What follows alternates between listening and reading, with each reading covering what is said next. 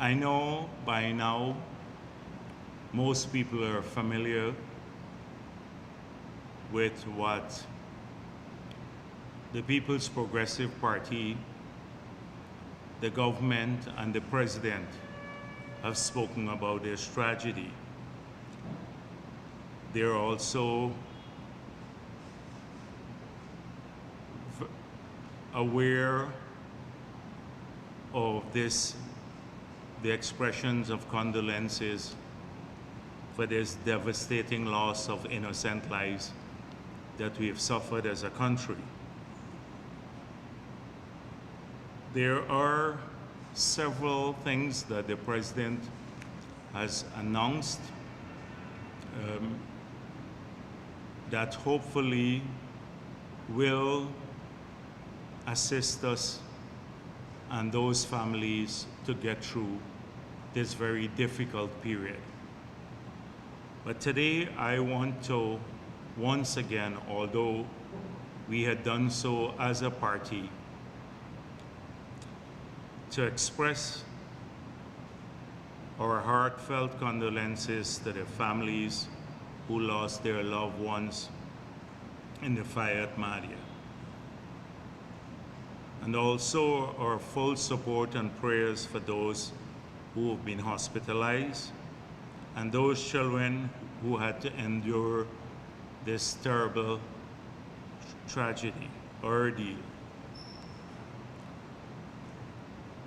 We know that this devastating loss has taken away the joy from so many families. And I want them to know that they can count on our unconditional support now and in the future. Since this has happened, a profound sadness has fallen on our country. And it's almost palpable. Anywhere you go, you feel it. And it's going to be a long period before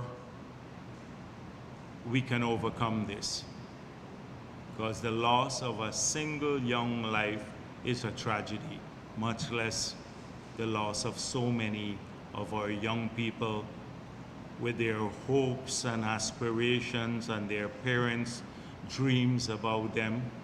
And I just cannot imagine how those parents are feeling and their families are feeling at this point in time. We have seen the expression of their grief in a very visible manner, and we can only sympathize with that expression because they're the ones who are suffering at this time. And I want to, as the president said, repeat that there's a time and place for everything. And to urge those who have been so disrespectful as to politicize or try to politicize this national tragedy, to capitalize on people's grief is unconscionable. And any attempt to do so should be condemned by the entire public. We've seen it happen in sometimes veiled forms, and then in other cases in almost a flagrant, open manner. And in whatever their manifestations, whether it's by insinuation or by just openly trying to politicize people's grief, we must condemn this. I saw the first statement from the leader of the opposition, which was a measured statement. And I applauded him for that. And then before I knew it, he was on television in Trinidad and Tobago, a TV station in Trinidad and Tobago, politicizing the issue. Today, he has canceled his press conference to go to Madia and attempting once again to politicize the issue. And we've seen some vile statements from some of his party members. But we will overcome this. And the parents and all of the families know because they've been told this, that the government will stand by their side. And as I said, there is a time and place for everything, and we'll have all the answers in the future.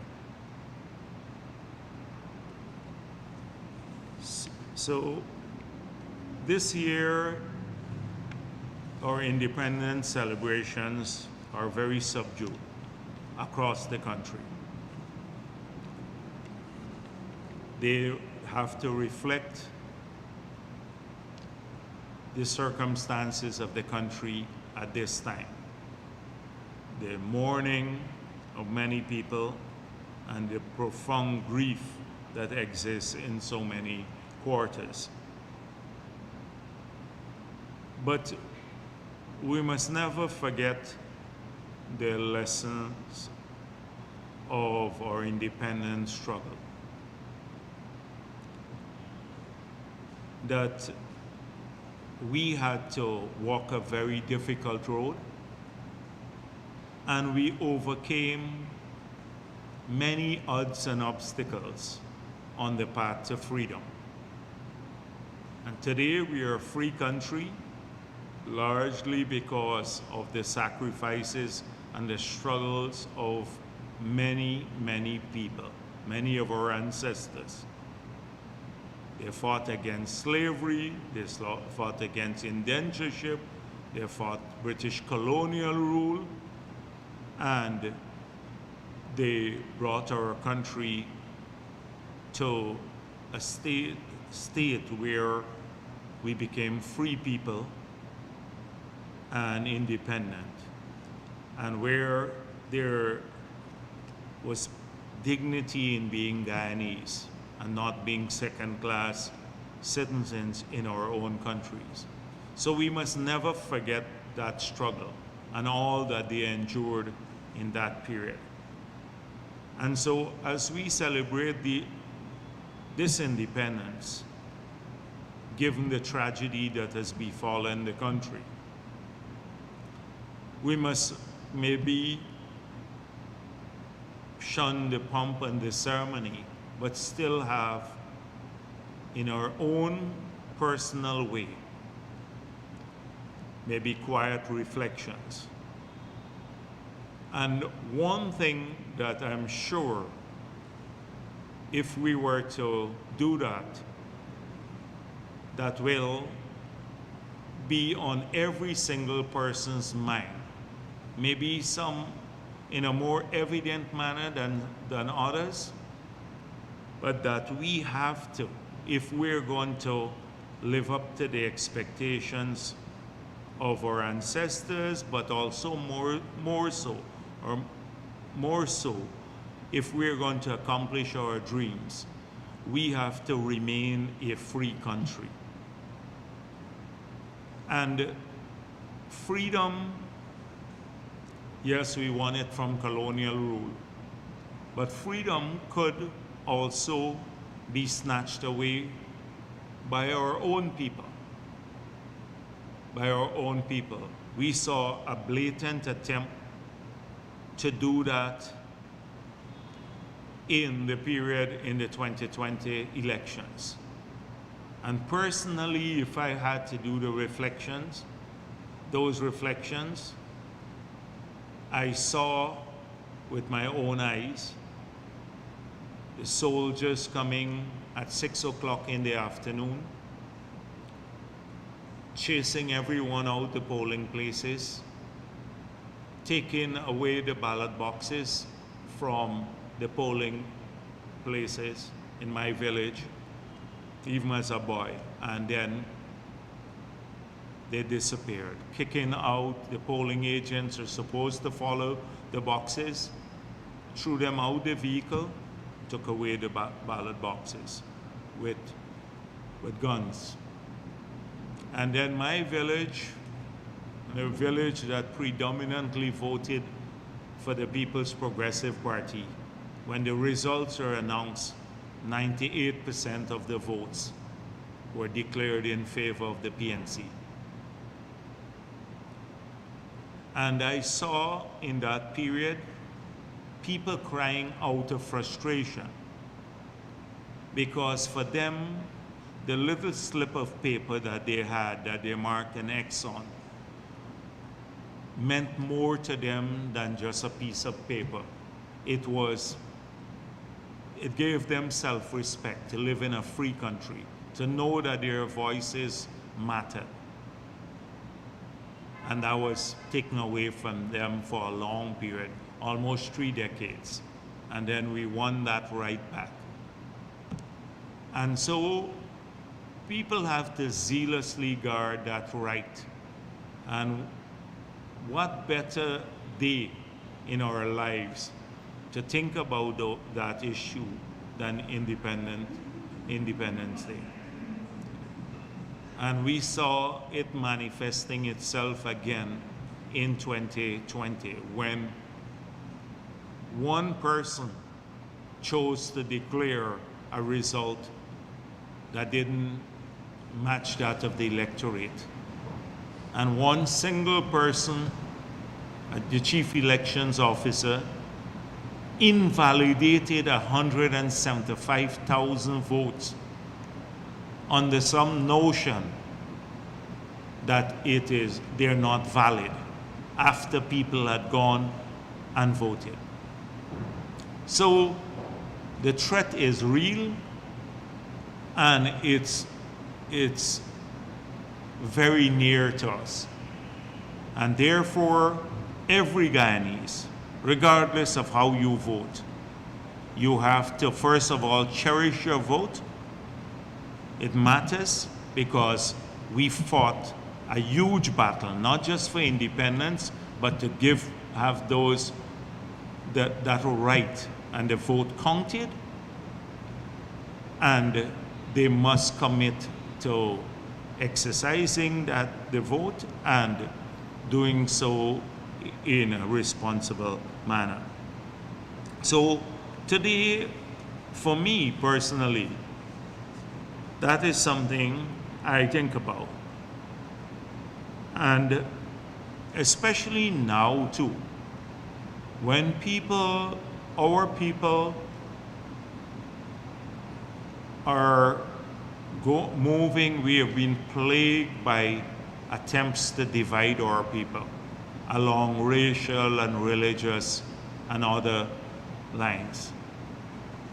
And when our people are trying to forge a unity that existed in the 50s, in the early 50s, when we were struggling for independence, a unity that was based more on a common struggle, that we still see people who actively divided through rumors and lies, and who are continuing to do that. And not only doing that, harassing people for exercising freedom of choice. And that has no place in a free society. And so people on this Independence Day too, they should commit that we will banish that sort of behavior from our country, and we'll all commit to fighting racism in all of its manifestations, and those who have benefited from its propagation, because they kept people in silos and ethnic enclaves with a particular voting pattern. We where we live, we must always ensure that there is a free media in our country.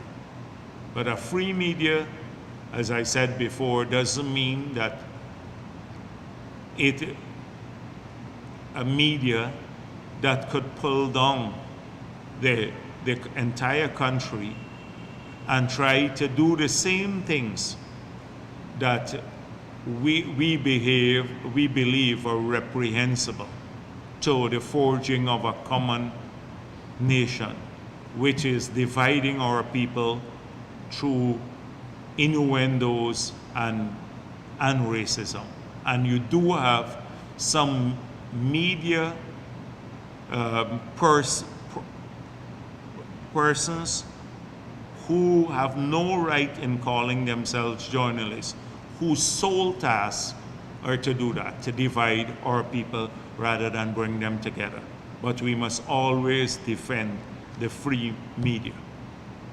So these are some of the things that we have to think about and talk about. I'm hoping that over the next couple of days, or especially today and tomorrow, that we, in our little circles on social media, these are some of the things we debate. And to look at how far we have come, the road we have traveled, particularly young people, because I'm sometimes amazed that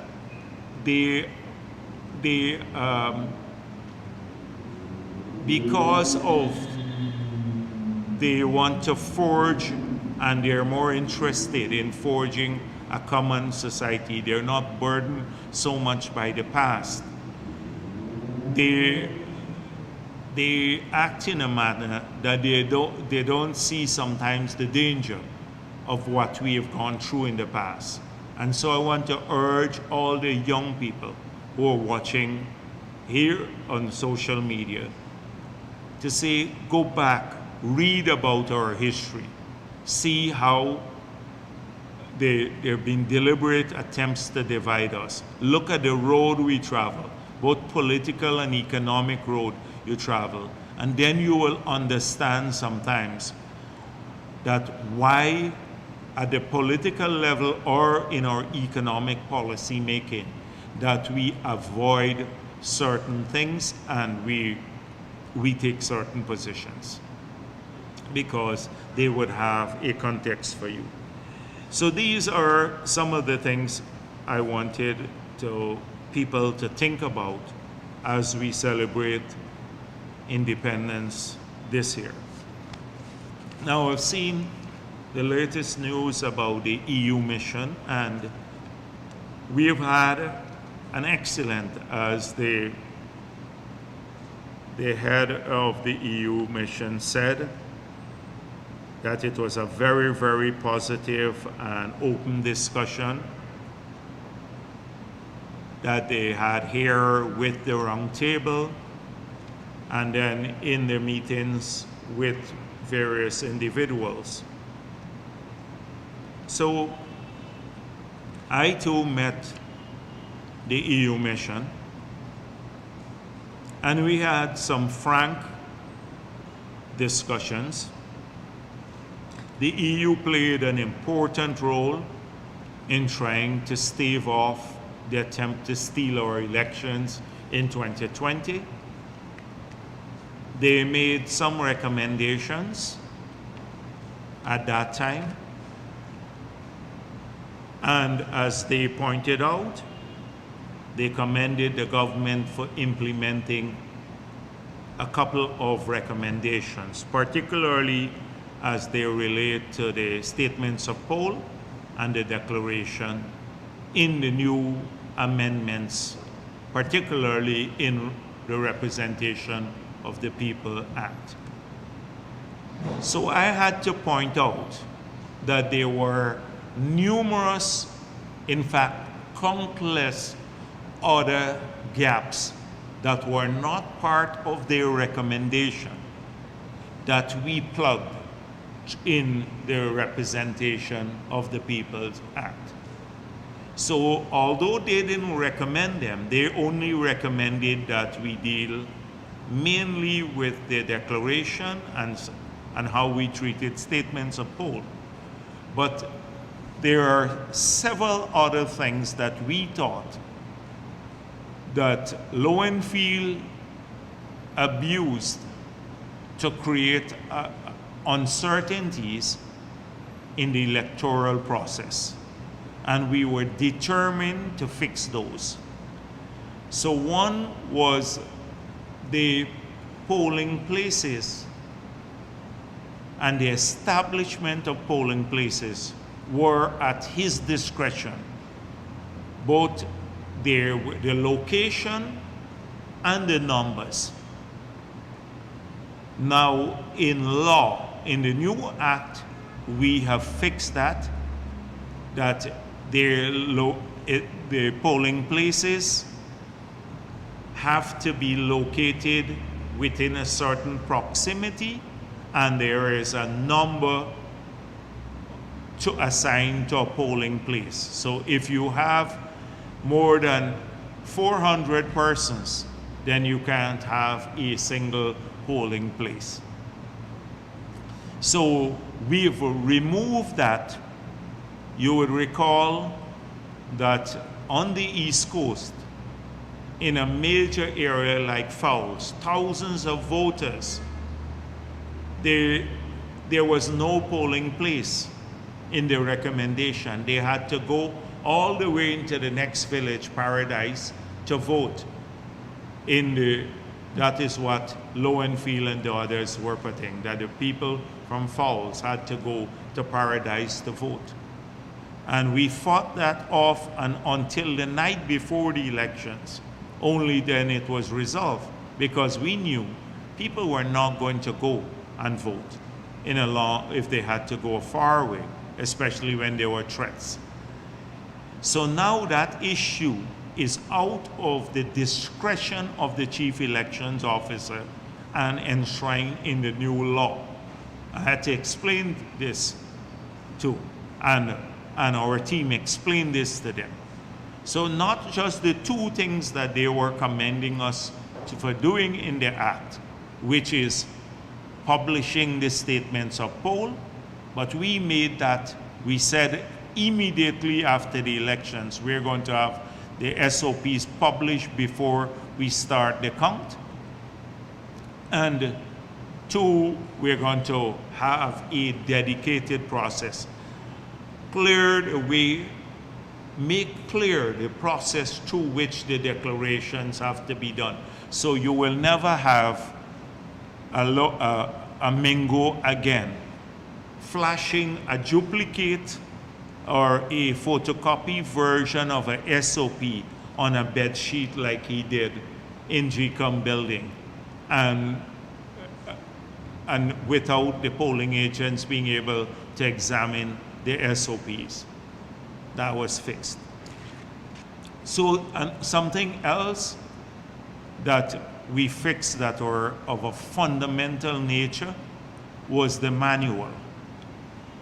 Now the manual sets out the roles of the returning officer, the polling agent, and a whole range of other things, how the elections would be conducted. So by law now, the manual has to be developed before the elections, published in the newspapers, and shared with all of the political parties. And what this will do, this will prevent a situation like we had on the East Coast. You would recall that the presiding officers were told what documents should go in the box and what should be returned to GCOM. On the East Coast, Mingo changed that and told some of the presiding officers, bring the documents, don't put them in the box, bring them and give them to him. When the recount took place, APNU asked, why aren't those documents in the box? Because Mingo had changed the instruction. to the presiding officers. Now, in the manual, it will identify all of the documents that have to be in the box. This will be published 3 months or so before the elections, so there will be no doubt as to what has to go into the box and what has to be returned to the RO. So those sorts of things, you remove the discretion. I can give hundreds of examples. So there are about 50 things that could be abused that we plug in the representation of the People's Act. So they commended the government on only 2, but we implementing the 2 they had recommended, but we had gone much further than that in doing so. On the issue of campaign finance, if you go to our manifesto, you will see we're probably the only party that said that. So we said long before the EU made a recommendation about that, in our manifesto. But we have a reality to deal with here. First of all, they said, the EU, and I don't agree. There is this Waves article which quoted the EU Observer report.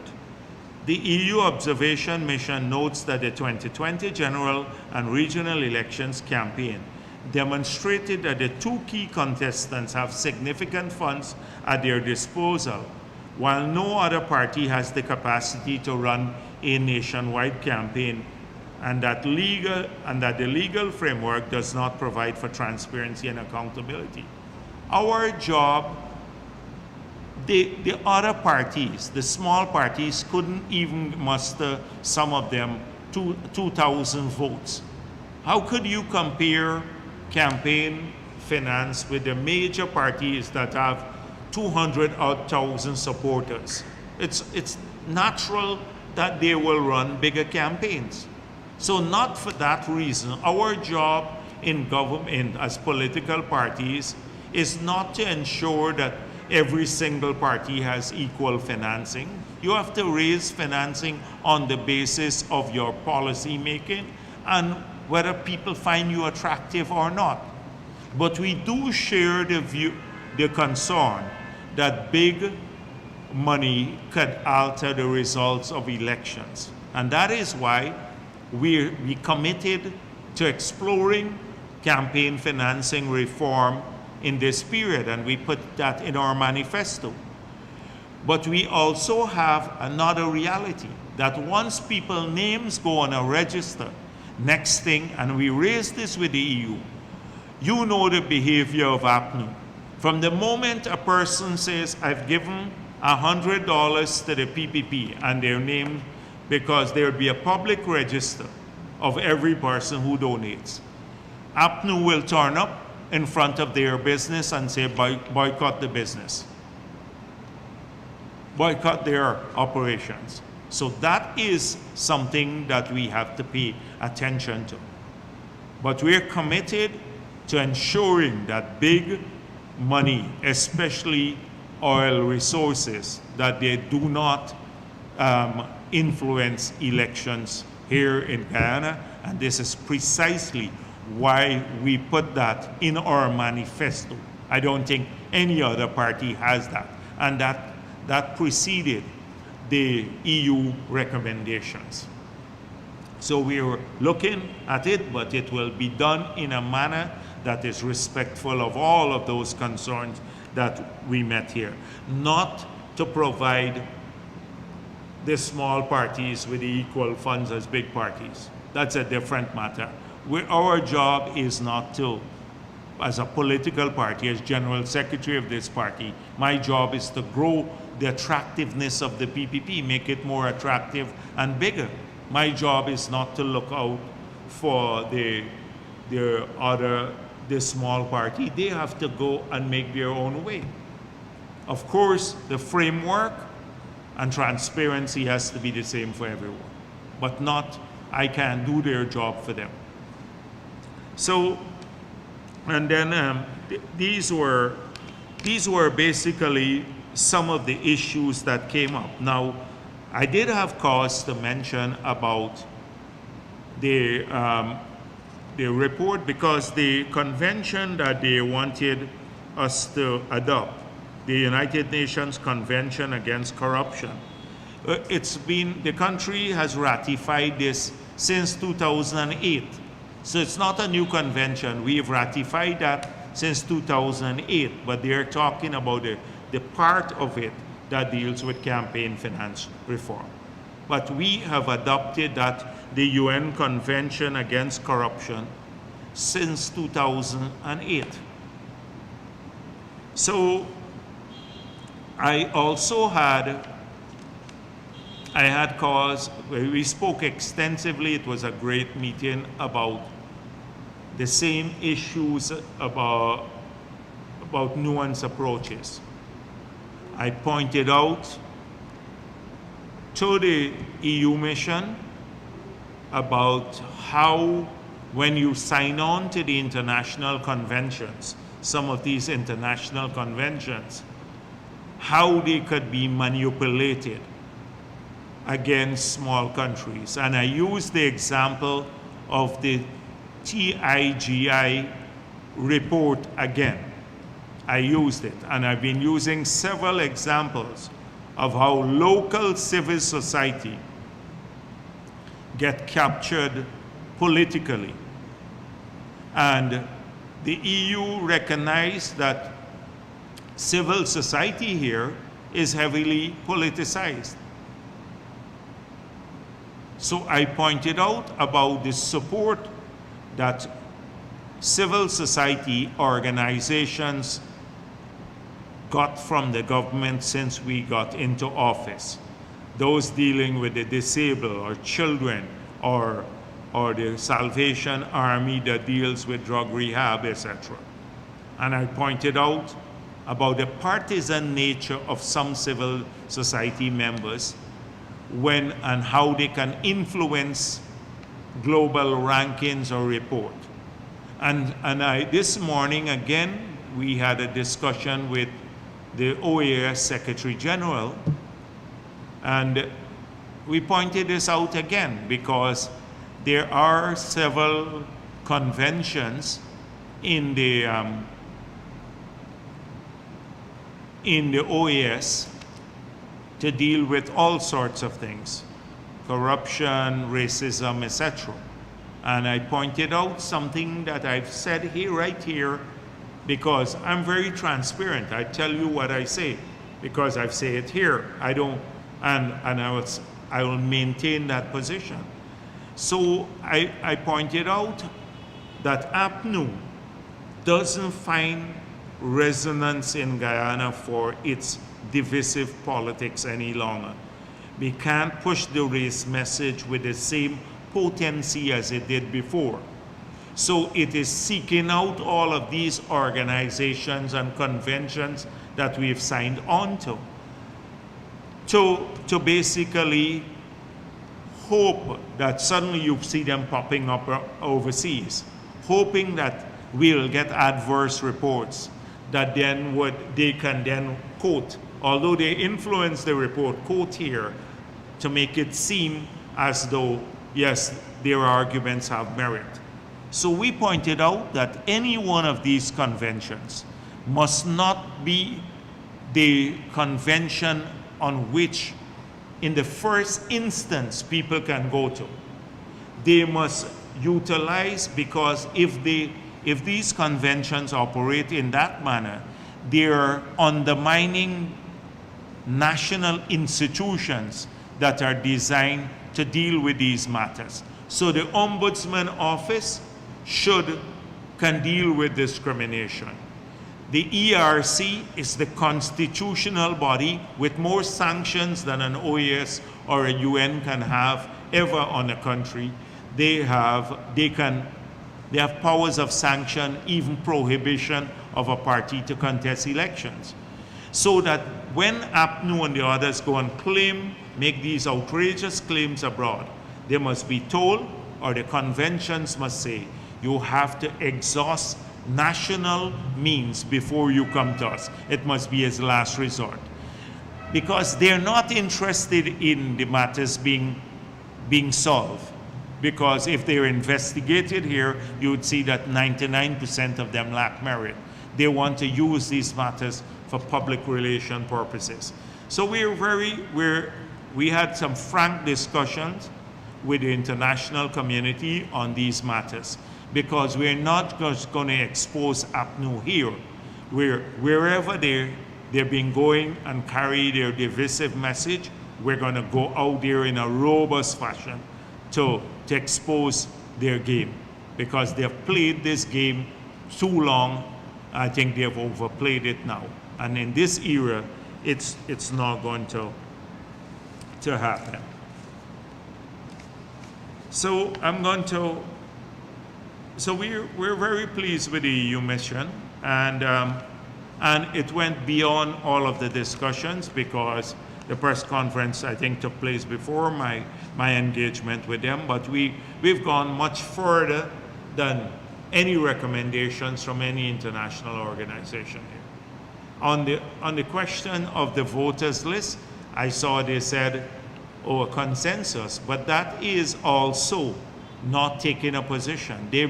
They should have made it said clearly that our laws do not allow, the Constitution of Guyana does not allow what APNU wants. It will be illegal, as the Chief Justice has said before. The EU should have been brave enough to say that, rather than kick it down the road and say, oh, the politicians must find a consensus on this. They want to remove people's names from the voters list. They cannot remove those names, because the Constitution prohibits this. The EU report in itself, and all the reports, spoke about the robust procedures at the polling places to prevent people from voting who should not be voting. And that is why of the 660,000 on the voters list, only about 460,000 voted, because those who are abroad or shouldn't have voted, they did not vote. And so that's very clear, and they should have made that clear after having looked at the law. So that is it. On biometrics, we had argued for biometrics, but biometrics not to prevent people from voting, because we already had a case, as I mentioned last week, the Esther Pereira case, where biometrics was used, and it was ruled as unconstitutional, and the PPP lost 2 years of its term because Claudette Singh ruled against us. We had to have early elections in the year 2001. So we couldn't serve our full term out, because APNU, we got together and used the ID card for people to vote. So our support for biometrics was people already have their fingerprints there. So there should be in the polling place maybe something when you go in, you put your fingerprint before you get the ballot, and it verifies that. Now, if you can't verify that the fingerprint is your fingerprint because it might be smudged, you go to a secondary where suddenly all the polling agents would recognize you didn't pass the fingerprint biometric test. And therefore, you go to an area where they would all examine whether you really are the person or not. So enhanced scrutiny. Then you go to vote, and you vote on an electronic machine, but you get a receipt, a paper receipt as to how you voted. You then look at it to see it's accurate, how you voted, and you put that in the box. So the box is controlled. So you have two systems, the machine and the box. If anything goes wrong with the machine, you always have the box to go back to, like the old method.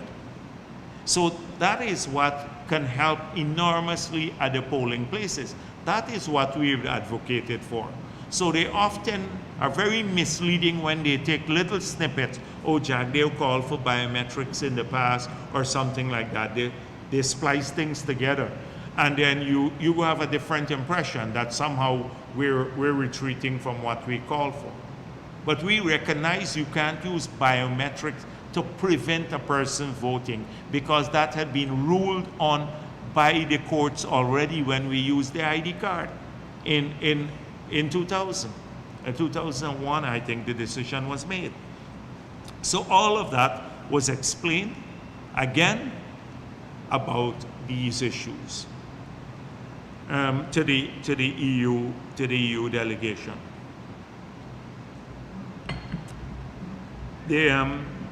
On the oil and gas sector, a lot has been said, and in the past week, and so I'm just going to randomly deal with a few things, because I've seen that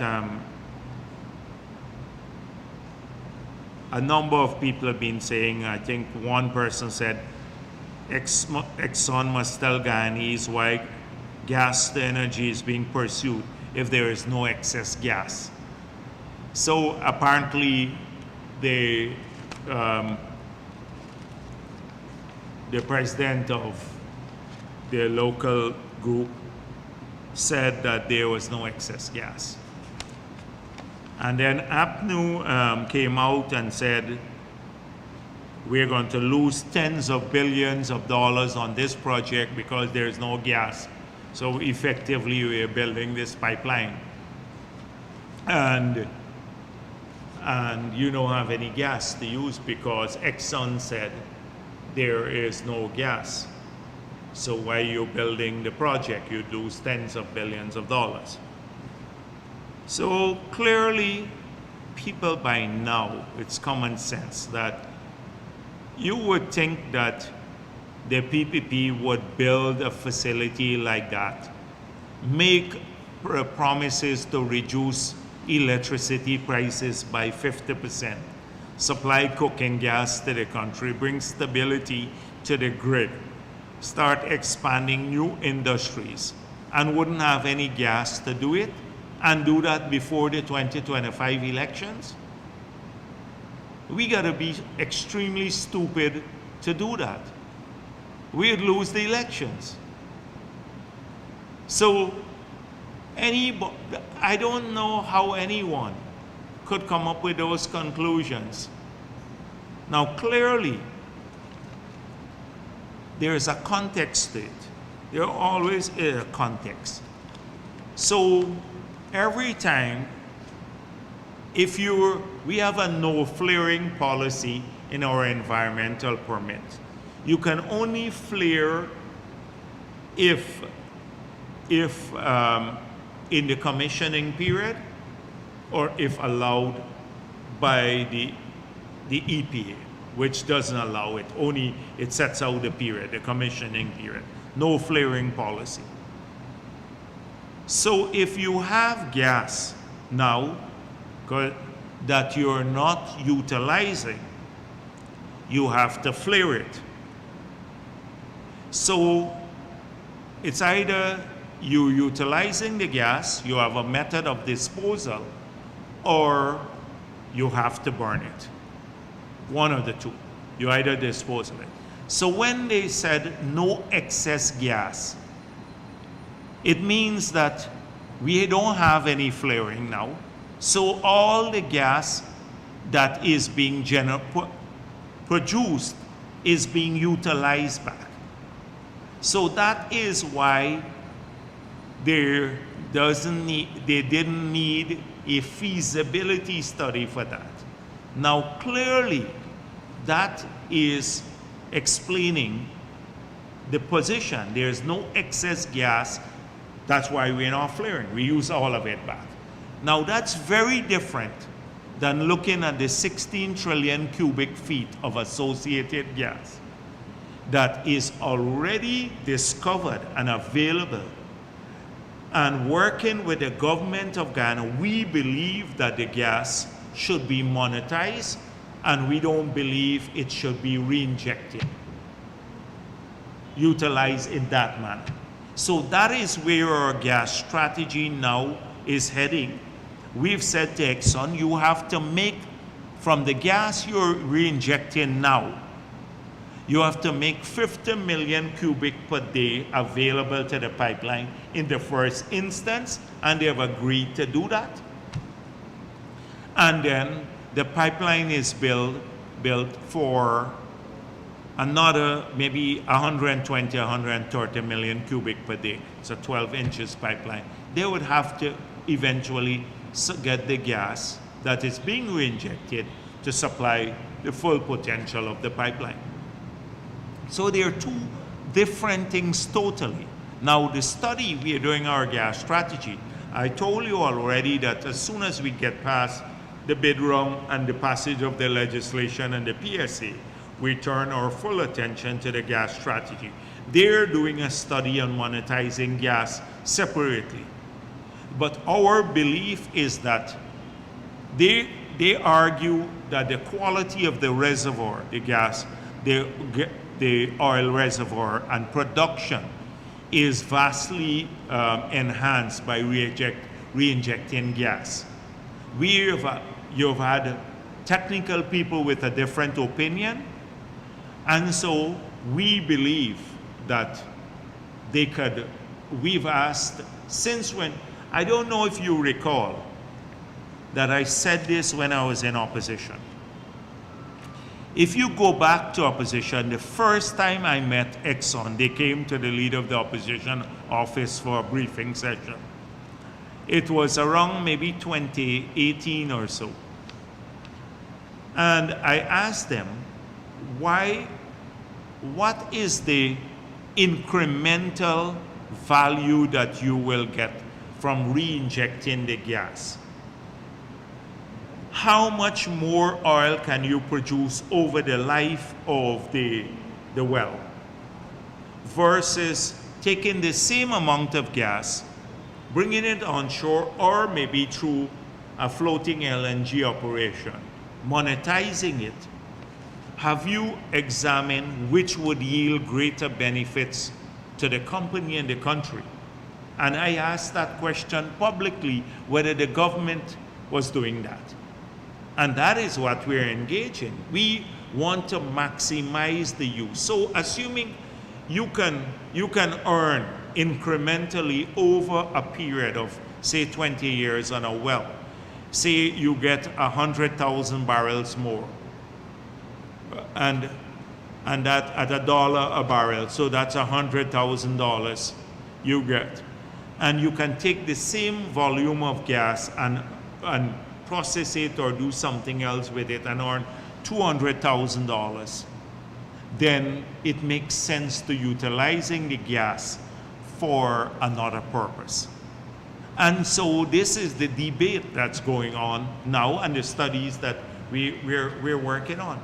So there are two different things. And again, we lost the nuance on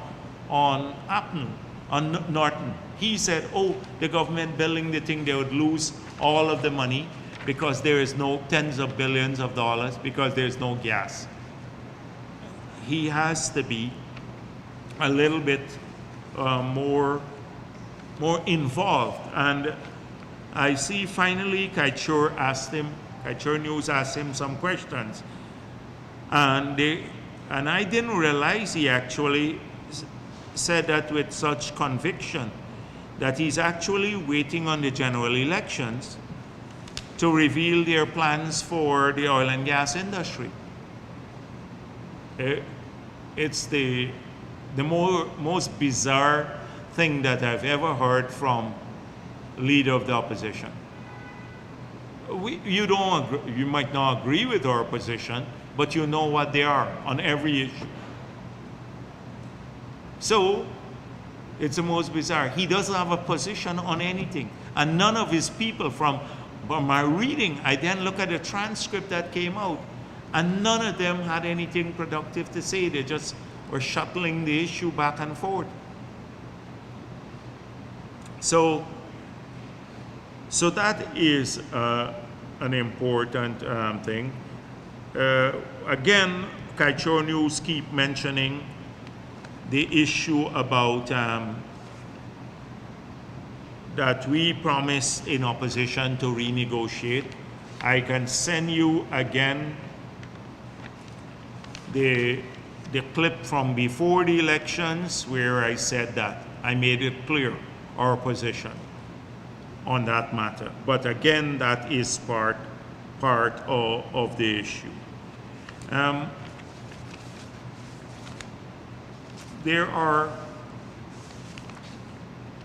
I think we should look at, I saw this headline again about ExxonMobil raked in 1.3 trillion in profits from Stabroek Block. And so I would look at the, if anyone has that, we should send you the link to their position. And I want you to look at the net cash flow of these companies, because there is another, if you go down to another table, right in the same documents that they filed, because I suspect it came from the filing too, in a court case.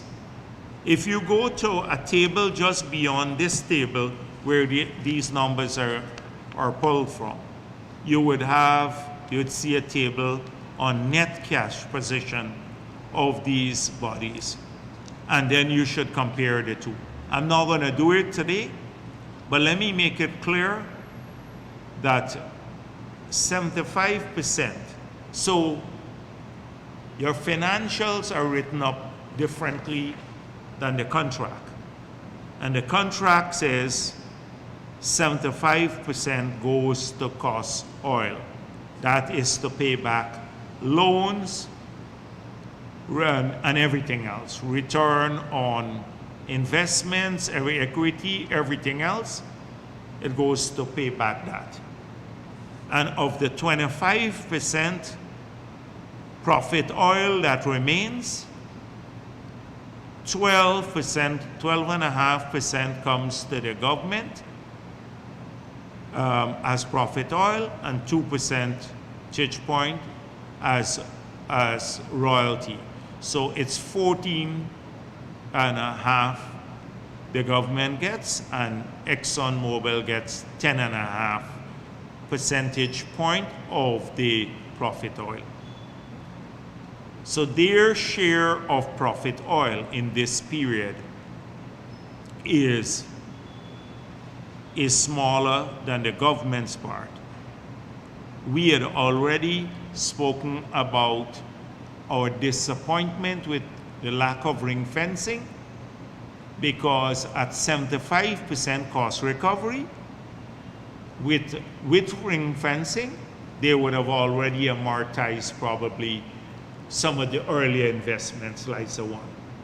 So our share would have gone up now, because if you amortize fully, you know 50% of the total revenue, the sale of oil.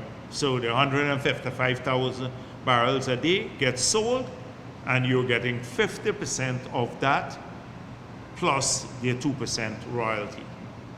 So, but because of the lack of ring fencing, although a huge part goes to cost recovery, they utilize a lot of those funds for the aggressive exploration that we have seen. And so that is it. So when you look at the financials, because you can look at accounts from different perspectives, from an accrual basis, a cash flow basis, then you can look at the contract take, all have different meanings. And I would ask people to be a bit more nuanced about it.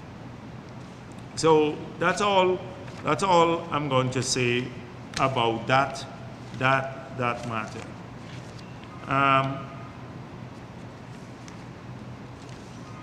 I see a couple of people. I can't stop without saying something about my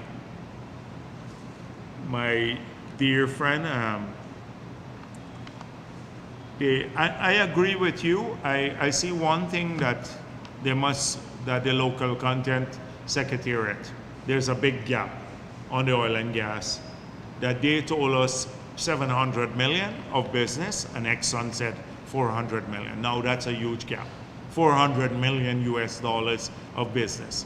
400 million US dollars is still a lot of money for 1 year of business, largely because of the law we passed, the Local Content Act, that drove that sum.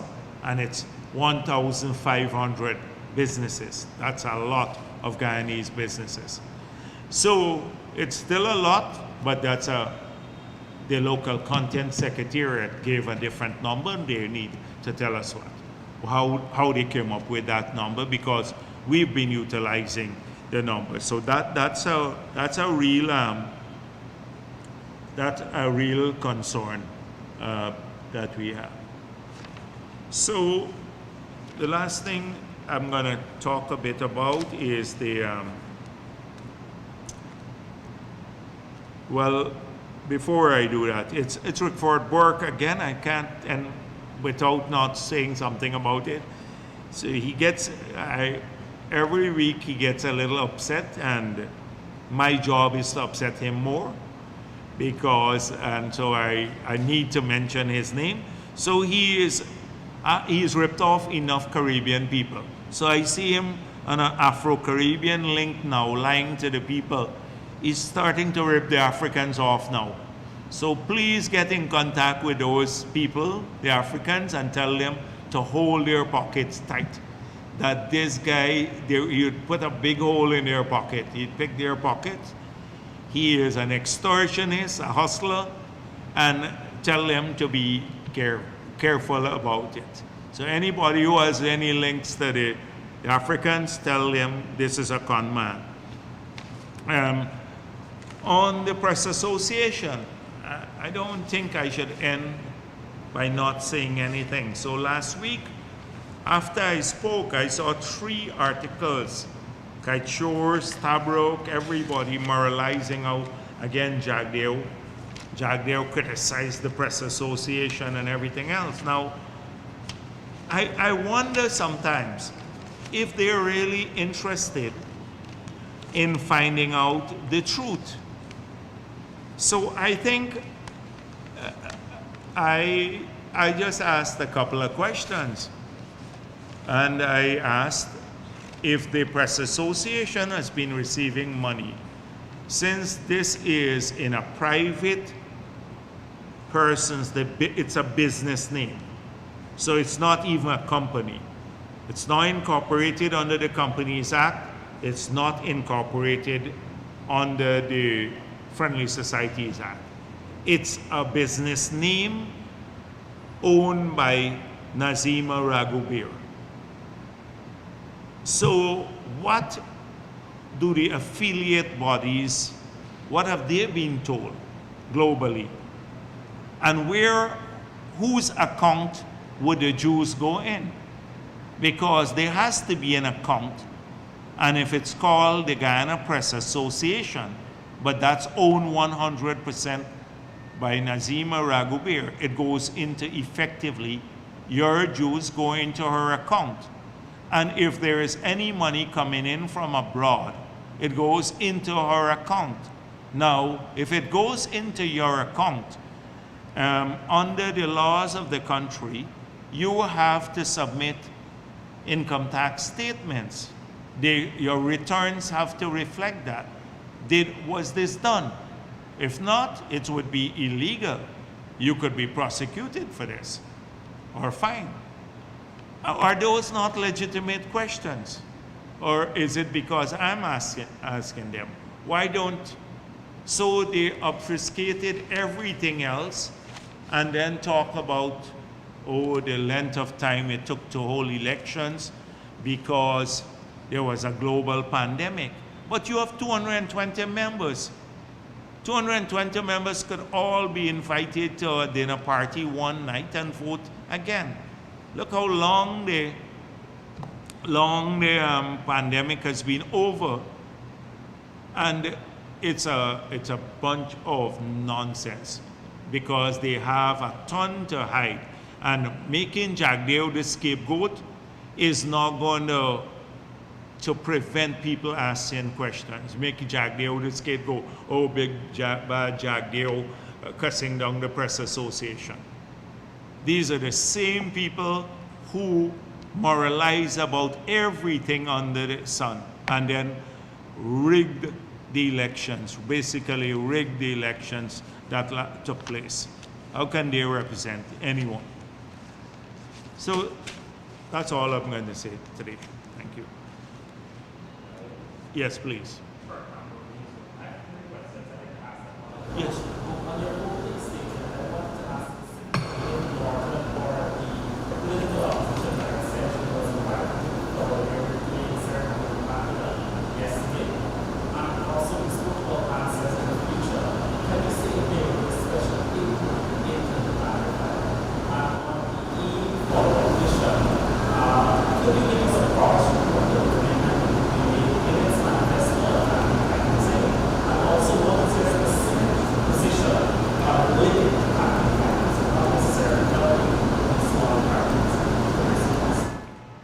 So on the first issue, I know he was in Madhya.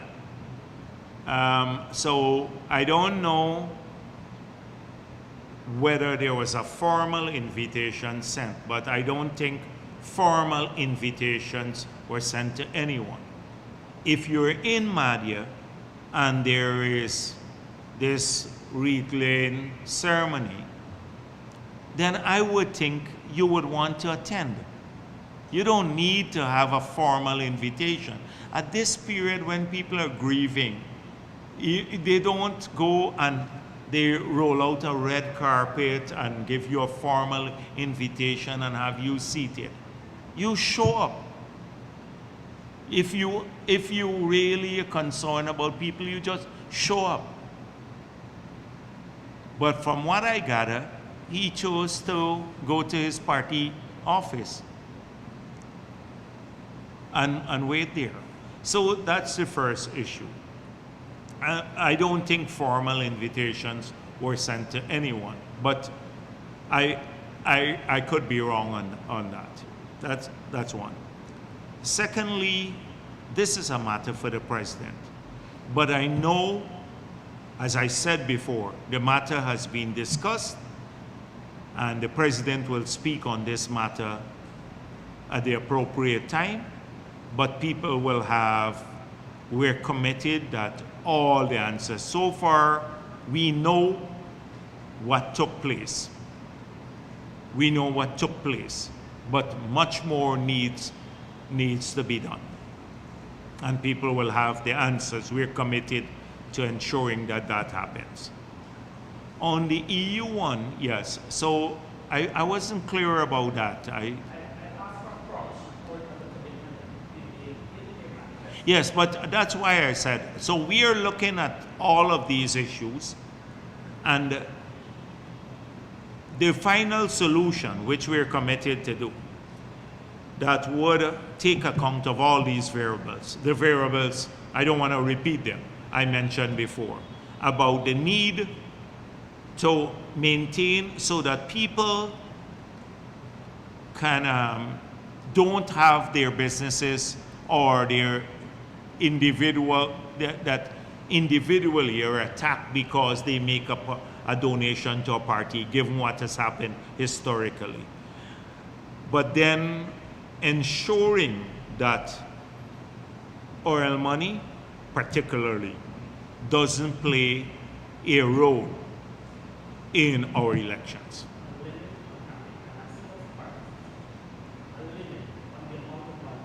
No, but those are the two variables. So within those, making sure that's it. It could be, I don't want to speculate, but that's our commitment. It was because of that, the worry that big money, right, external money basically, could play a role that we made that promise. It wasn't so much the small donations by Guyanese companies and individuals, it was that commitment. And I think that is also the worry of many because the EU and the others hinted at it. Okay, sure. I have a question.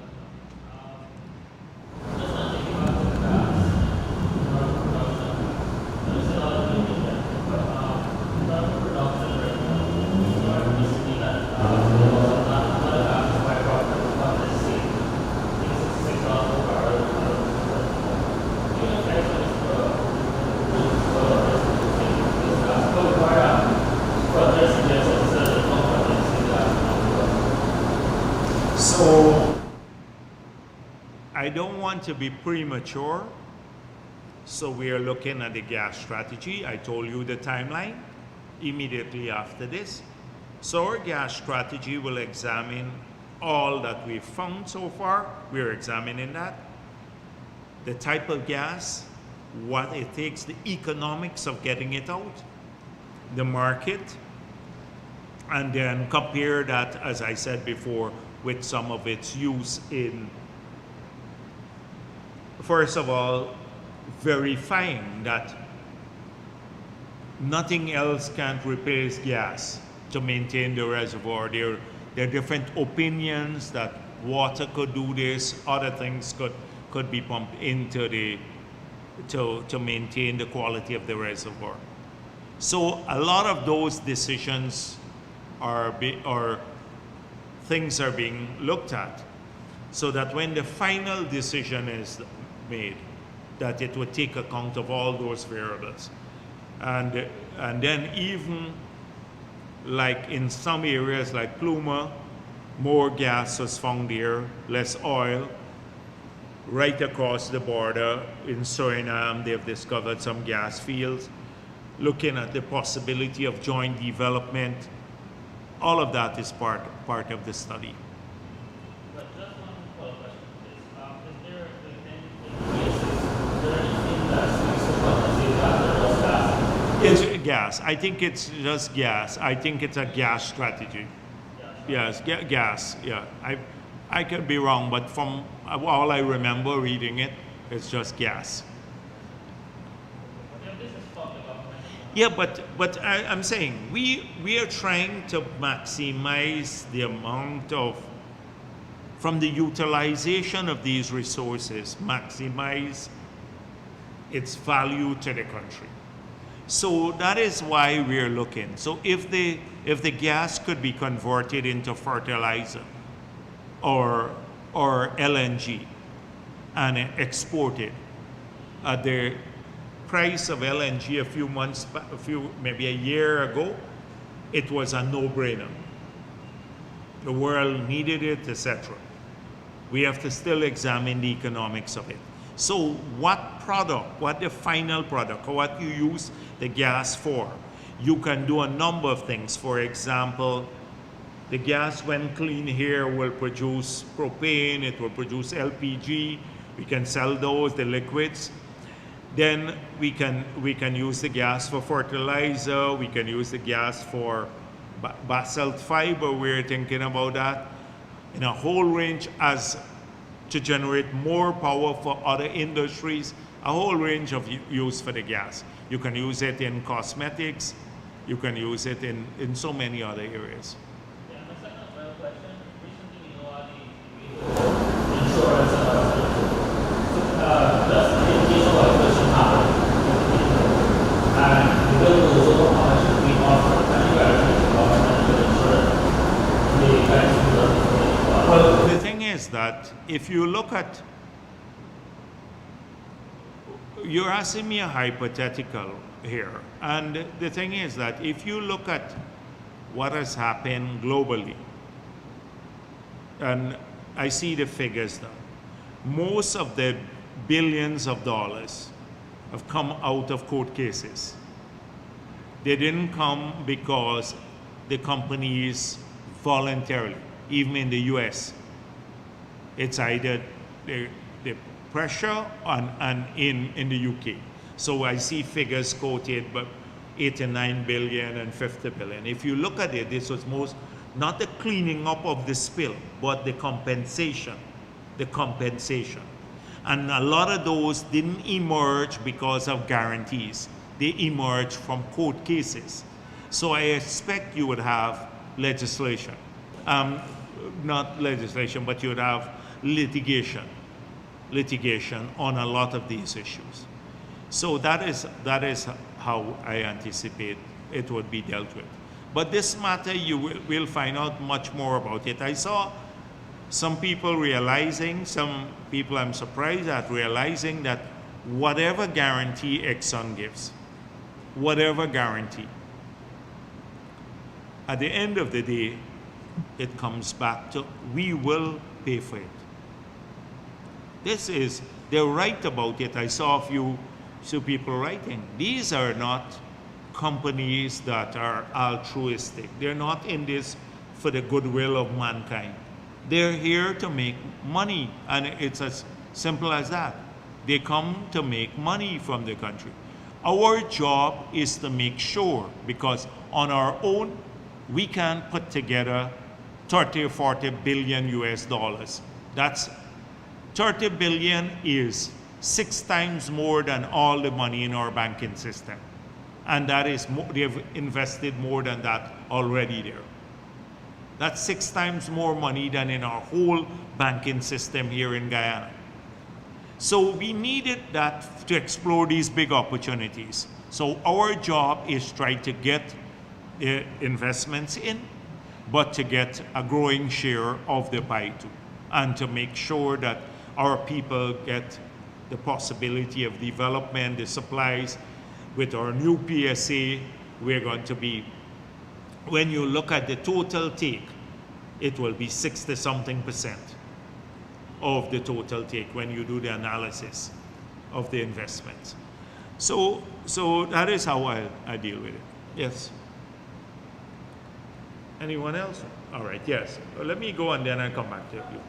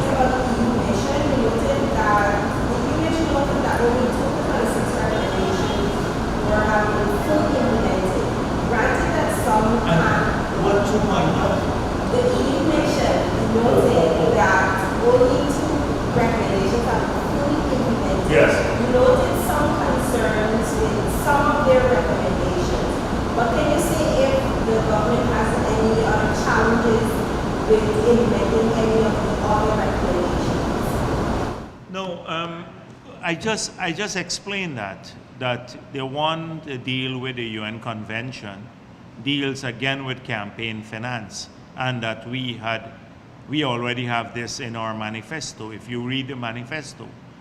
And so it is how it's going to be implemented, not in a manner, it was pointed out that even in the developed world, people bypass the legislation.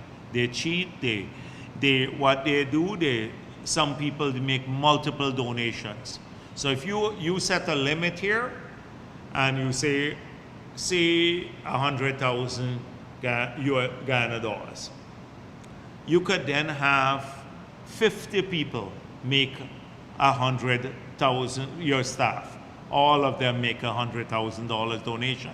So we made it clear, our concern when we put that in our manifesto was the influence of external big money, not so much local resources. That is it. But not that we want to create the same amount of money so that the small parties could run a national campaign too, as was written in this article. Oh, they couldn't run a big campaign because only the 2 big parties had money. That's not our fault if we have big parties and we get more donations than they do. Okay, so on that. So that was the only other one there. So, and we have our own position on the matter. I thought they kicked the issue down the road about this voters list. oh, you must agree, but they should have taken a stand on it, on that matter. But I pointed out here that we went way beyond what the EU even recommended to strengthen our electoral laws. And we're prepared to do all that it takes to do that. The one about state media. I actually have the report of the Chronicle, the EU report.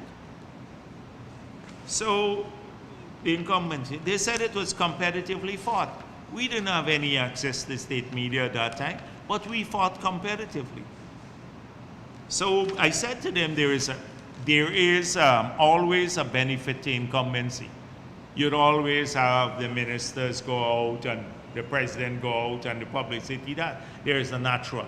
But we're never going to be as obscene as Apnum. We're never going to be as obscene as Apnum. And so that was it, I think, that they dealt with.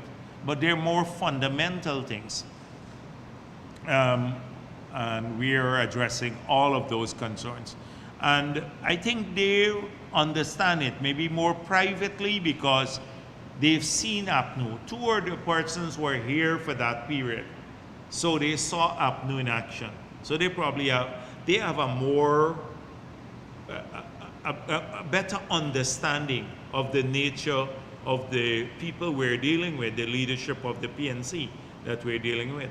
People who are blatant about stealing the elections and went around the world. I see Nagamoto re-emerging now. He was writing books all the time. But this was the guy who was rubber stamping everything throughout the whole career, the whole period, and then was busy saying the PPP is trying to steal the elections. People forget that. So he re-emerges now, and I'm not going to give him, whenever he re-emerges, then I'm going to deal with him on these matters. That's the first one. On the other issue, I don't think it's time for all the comparisons and everything else. That will come, as I said, all the answers would be given. And that is the speculation I don't want to get involved in, because it's disrespectful to everybody now. If we do that, then you're going to start having, if I start speculating about that, then they would then be able to justify their own speculation. And I don't want to get into that now. But the answers would be evident to everyone. Can you say if the land acquisition for the gas pipeline route has come? Yes, I'm told by the Attorney General he has all of the documents where the land has been acquired for the whole route. Did anyone ask the person who tried to stop the pipeline whether she did so because her brother had filed a case a couple of months before that he was not happy with the compensation that he got on the same pipeline, the land? It was the use. What's her name again? Dean, Elizabeth Hughes. And so let me repeat it again, that when civil society play high and mighty, they have to have full disclosure too. So in maybe about February of this year, Mr. Stuart Hughes filed a case in court where he was not happy with the acquisition of the land. He has some land on the pipeline route, and so he's not happy. He has filed that case, it's before the court. A month and a half later, the sister, who is civil society organization, now files another court case to stop the pipeline totally. Somebody needs to, the same way we were asked, they should be asked. Like Nazima Raghubir should be asked some questions too. You know, she should give answers too. You know, not cuss Jagdeo all the time, but give some answers. Similarly, the person who filed this case should be asked, don't you think it's a conflict of interest to do that? How are your interests so aligned? Yes, yes, please.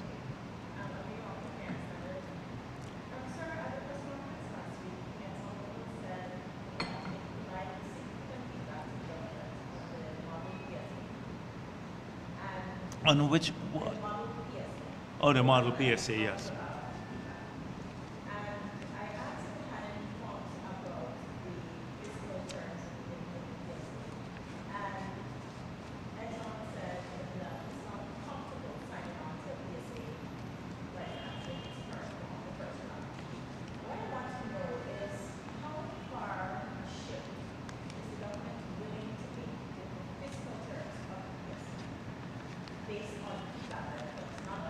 Right. Sure. So we're not changing the fiscal terms. We're not changing the fiscal terms.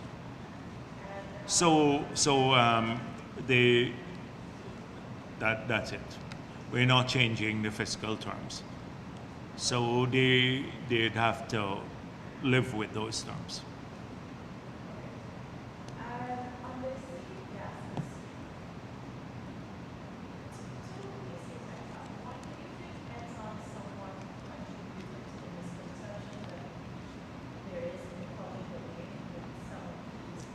Sometimes when they speak, they're so technical. Here, what I try to do too sometimes, if you're scripted and too technical all the time, then you just create more questions than you give answers. And so again, that issue should have been made clear. Yes, on the diesel, we don't have excess gas, because if we had excess gas now, we would have had to flare it, right? So there's no excess gas, meaning it's every bit of gas that comes up gets reinjected. So there's no excess to flare. But that's different than the gas to energy project. So some of the gas we're reinjected will go to the Wales project. That's all that had to be said. And then we wouldn't have had this big issue, a whole week of writing up and down, APNU giving like press conferences and saying we're wasting all this money. So while there might be a lot of misconception about what he said, what was clear, he said generally reinjected gas provides the highest value to the resource and to the country. And the agreement is for 50 million cubic feet in the first phase, but that they told the government that it's a straight line. What would happen if Exxon is only able to provide that first increment? Well, Exxon at the beginning said they needed all the gas, every bit of it. And they had to provide the 50 million cubic. So as far as I'm concerned, that pipeline would be fully utilized. So he would have to figure that now. I'm saying it publicly. So we don't share that view, because that's the best value too. We've had different opinions on it. So that's going to be, when we sit down, we'd have to bring the technical people and have a full debate on it. Whether you can do this, you can have alternate use for the gas, that you can maintain the quality of the reservoir without pumping the gas back, and all of that. So you're hearing some, like unlike Norton, you hear some clear positions from me. One, that the pipeline would be fully utilized. Two, that the PSA terms that we put out, the fiscal terms, are the terms that are going to be in the new PSA. You heard clarity on those. That's how we work. My final question, are you generally the point to mock version of a small time or anything else? But last week you made some non-written statements, and the following week, the country saw some death penalties. And some persons are being willing to What? saying that he's going to spare some people or whatever. What he is going to do? Last week Thursday, when he said that he sent a message to the government, that if it comes to that, if he wants something physical, he's willing to spare persons for that cause. Yeah. And then He's willing to spare persons. for that cause. Oh, okay, yeah. Yes, I remember that. He told a minister. He said he told a minister this. Yeah. And following, you saw the gym. Some persons believe that there's a correlation. Between the jailbreak and Norton. Do you have any concerns that there might be a I don't. stabilized The thing is that I don't want to speculate. So I do say things about Norton, and I do believe the things I say.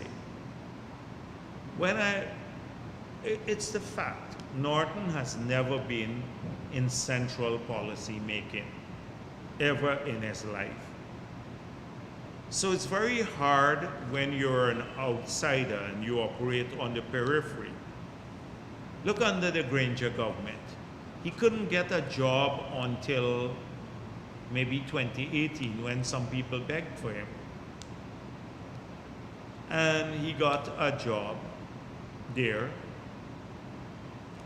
But he was practically put in an office somewhere and disappeared in an office. And then at the party level, the same thing. It's hard for you to, and sometimes I pity him, to move from that level of ignorance due to lack of exposure to dealing with complex matters of state. And it shows every single day on every statement he makes. So sometimes I believe that he adopts a certain posture and pursues a certain bravado to make himself look more weighty than he actually is. So that's how I dismiss that threat. That it was typical Norton saying, the pugnacious Norton that we know, I'm ready to fight, we're gonna, etc. But then, in this country, you can't say no to anything. So what you have to do, I'm sure in our analysis of what took place, that there are various scenarios. You role play and you do various scenarios. And in one of those scenarios, I'm sure that a political link was explored. It doesn't mean that it is real, but as analysts, particularly in a government, knowing the history of APNU and what happened at Buxton and the close collaboration with the escapees, that would have been one of the scenarios explored by our intelligence operatives.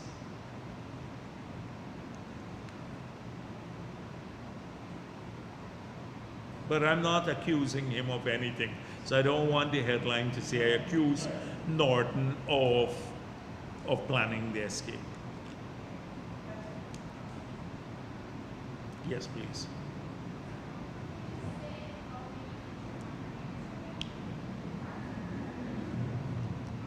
I didn't. How much internal mentions are benefited for the part-time job initiative?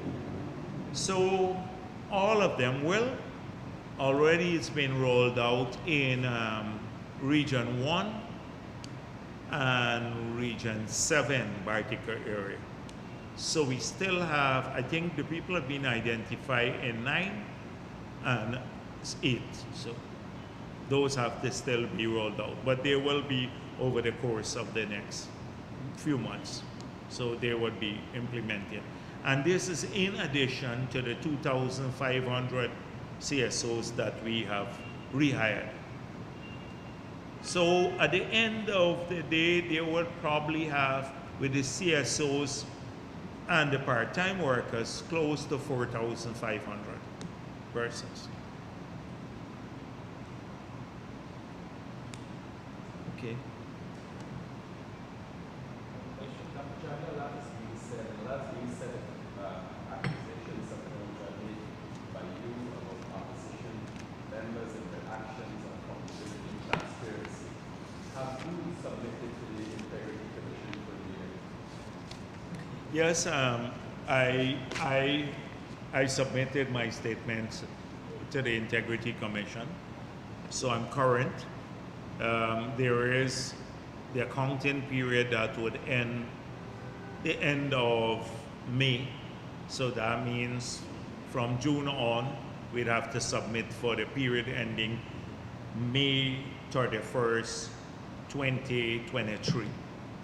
So, but for 2022, yes, I'm current. As I said before, I saw the leader of the opposition mentioning that Jagdeo should match his assets with his income. I've been doing that almost every year. I submit that to my Integrity Commission report. I wonder if he has done that. It would be interesting to ask Norton, has he been submitting? And whether the position he held on the APNO, I don't know what he was. He was some advisor or something like that. I'm finding hard to find his designation. But if he was an advisor, he should have submitted since then. So let us ask Norton if he is submitted from, well, the 3 years they didn't submit anything. And I saw this Annette Ferguson, again, bullying people. Last Thursday, I spoke about her bullying people and in South Georgetown, harassing some of our activists. And before I left the press conference, I walked downstairs in Freedom House and a video surfaced that she was bullying a guy to stay at his place, presumptuous, in the man's place, saying, I'm not leaving. The man said, it's my business place, I'm not leaving, call the police. This is the bullyism, that's a petty thug. And that's why, you know, many people were taken to court. She's gone to the court or sued them. But it was legitimate to question. They questioned my house all my life, how Jagdeo built this house and big house and stuff, and I can show from my integrity reports. Now, they got into office, and in 3 years, the first 3 years, they didn't submit any statements to the Integrity Commission. You look at the accumulation of assets, who built and what in those 3 years. You will see that many of them are offenders. So we need to examine that period, and we are told that 17, Starbuck News had that 17 members of parliament didn't submit. When I asked it to Sheriff, he said all of ours had submitted, so that meant that all the offenders were from APNO again. In and out of government, they are unaccountable. Dr. Jagdeo, what next? Does the Integrity Commission have the power to follow up on that? Or is just Yes, we last week I said I support the the Integrity Commission in publishing the names of all the defaulters, publishing the names of everyone, because there are many people in government too who have not submitted at different levels.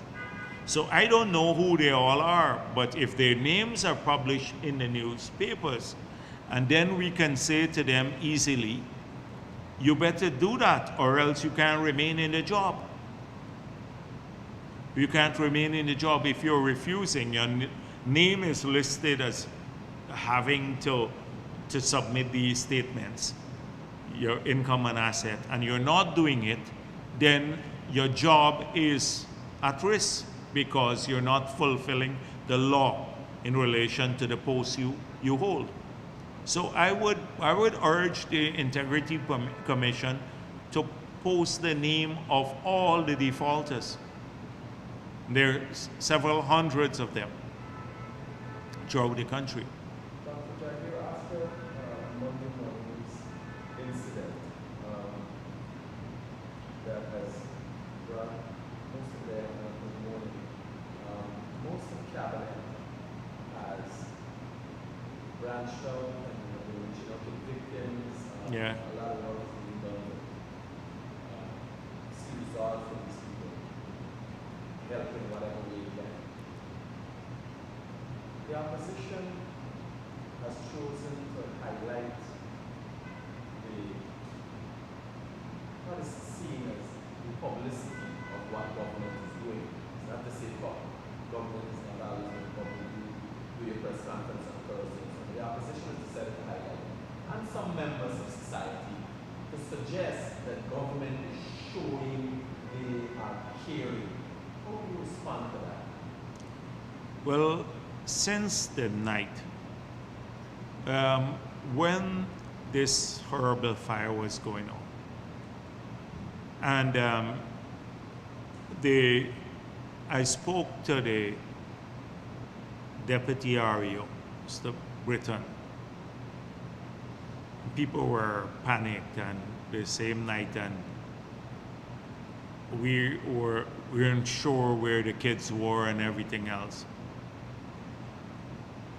The president, we spoke about midnight, and since then he's practically not rested.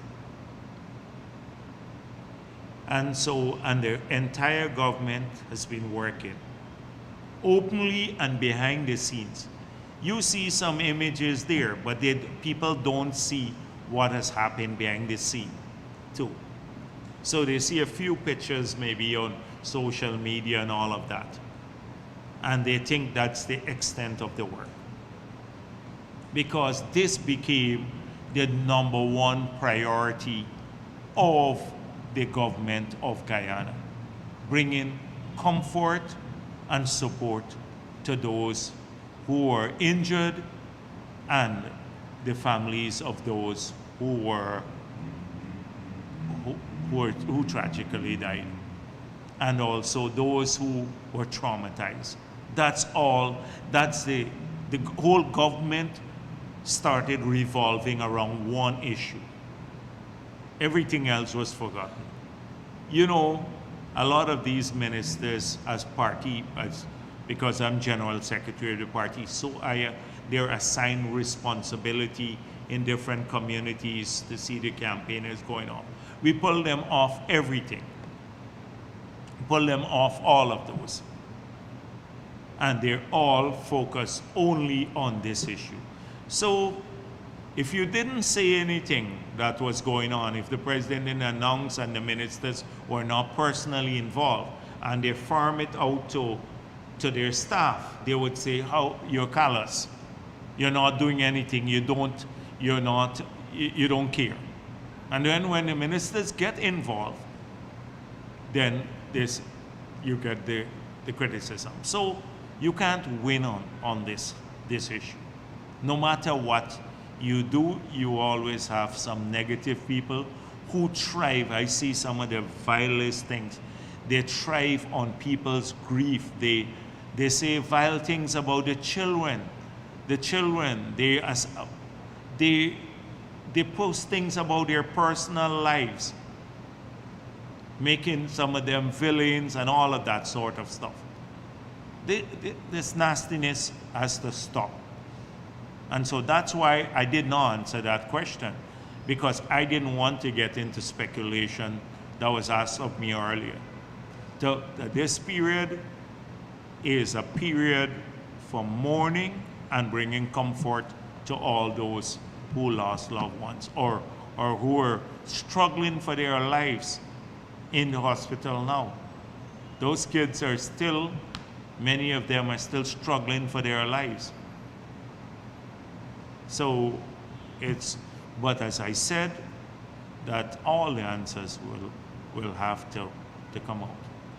We have seen what has happened already.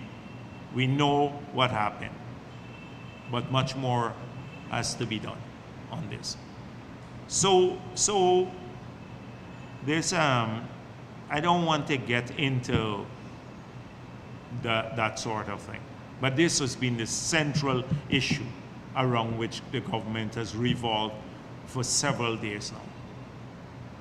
And I wish people would see what goes on behind the scenes. For every picture that gets posted on social media, there are 10 other things being done that don't get posted. So that's it.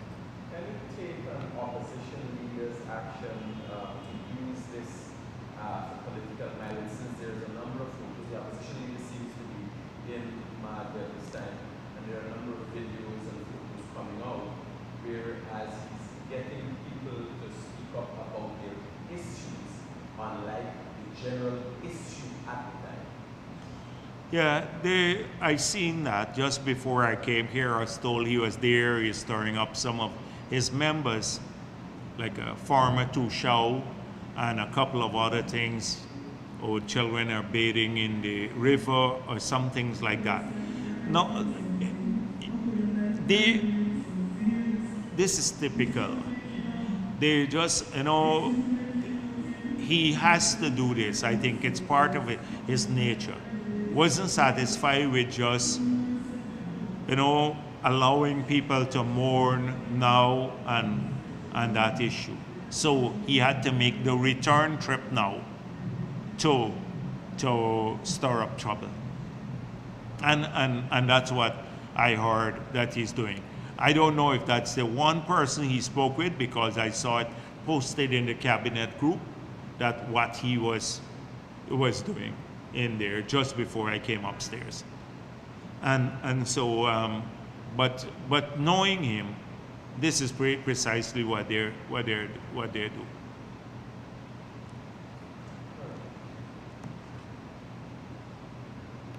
Yeah. Okay, thank you very much.